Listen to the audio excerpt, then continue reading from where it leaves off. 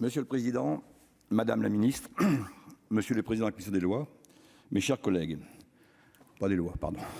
La chronique des palmarès sportifs fait souvent apparaître en creux les événements tragiques qui marquent l'histoire. Le football en est certainement le meilleur exemple. Ainsi, la liste des vainqueurs de la Coupe du Monde s'interrompt en 1938 et ne reprend qu'en 1950, et pour cause. Entre ces deux dates, la Seconde Guerre mondiale a rendu impossible l'organisation des compétitions internationales. Plus récemment, l'Italie a remporté l'Euro 2020 le 11 juillet 2021.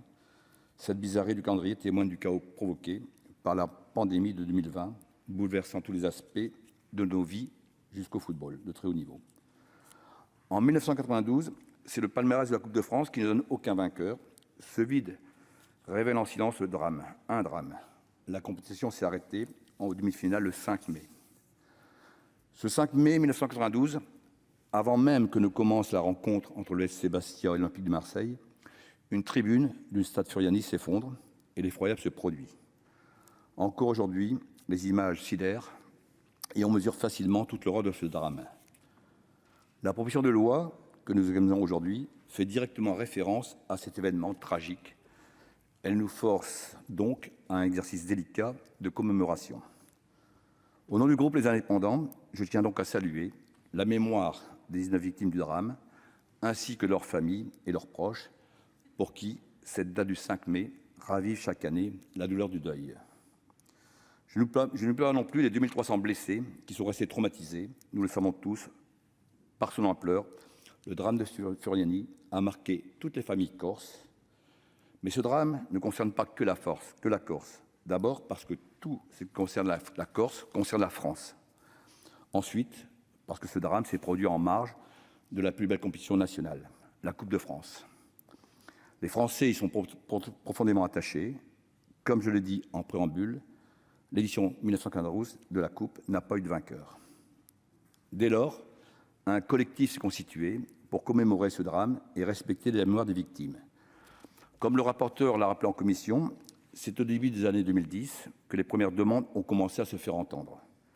La Fédération française de football a alors pris l'initiative de constituer un groupe de travail associant l'ensemble des acteurs.